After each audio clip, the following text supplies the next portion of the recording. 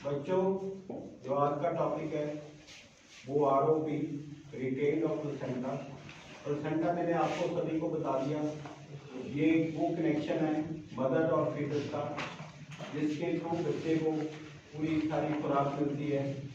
कई बार पशु ब्याने के बाद वो नहीं बाहर आता, जिसको ब्याने के सही 12-14 घंटे बाद बाहर आना चाहिए।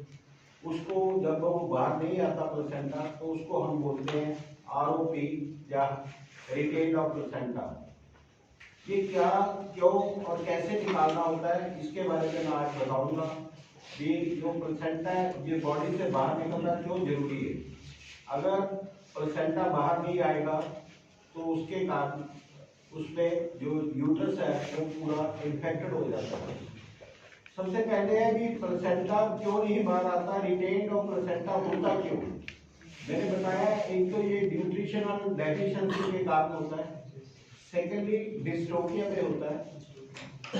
तो इसलिए जब भी कभी भी आपने फील्ड में जब आप काम करोगे, जब पशु ब्याता है तो मालिक को बोलो 12 से 14 घंटे इसका वेटिंग पीरियड होता है। 12 से 14 घंटे के अंदर अगर नेचुरल जेल गिर जाती है तो समझो आपका केस ठीक है। अगर उसके बाद भी नहीं गिरती तो फिर वो केस आरओपी का बन जाता है। तो इसमें सबसे जो मेन जरूरी बात है, जब आरओपी बनती है तो उसमें जो पशु होता है उसका जो ब्याने के बाद नेगेटिव एनर्जी लेवल आ जाता है। तो नेगेटिव एनर्जी लेवल को हम कैसे ठीक करते हैं, उसको ब्याने के बाद 1 किलो गुड़ खिलाओ और साथ में गर्म पानी पिलाओ। उसके साथ भी जो प्लेसेंटा होता है वो बाहर आ जाता है। और सेकंड जो उसमें ऑप्शन होती है वो यूट्रोटॉन लिक्विड की है। यूट्रोटॉन जो लिक्विड है वो 300 ml यूट्रोटॉन लिक्विड लेना होता है। उसमें 300 ml गर्म पानी मिला के एनिमल को ड्रेंचिंग करनी होती है। अगर सुबह शाम दे तो उससे भी कई बार 10% 20% केसेस में जेल गिर जाती है। अगर फिर भी नहीं जेल गिरती तो फिर वो आरओपी का ही केस है, फिर हमारे को उसको मैनुअली रिमूव करना पड़ेगा। तो मैनुअली कैसे रिमूव करते हैं, जो जेल होती है ये बॉडी के अंदर, यूट्रस के अंदर जितने कॉटिलिडन्स होते हैं उसके साथ अटैच होती है।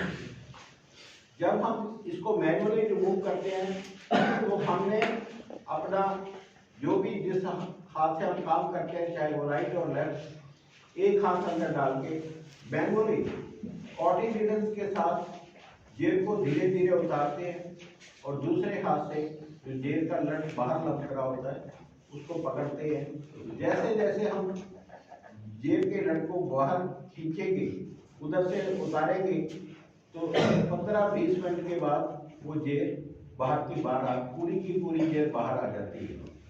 तो उसके बाद हम क्या करना होता है, इंट्रा यूट्राइन मेडिकेशन करनी है। वो क्या करना, उसमें फ्यूरिया टेबलेट्स आती हैं जो हमें 6 से 8 गोली बच्चेदानी के अंदर रखनी होती है। ये फ्यूरिया में क्या होता है, फ्यूराजोलिडोन और यूरिया होता है।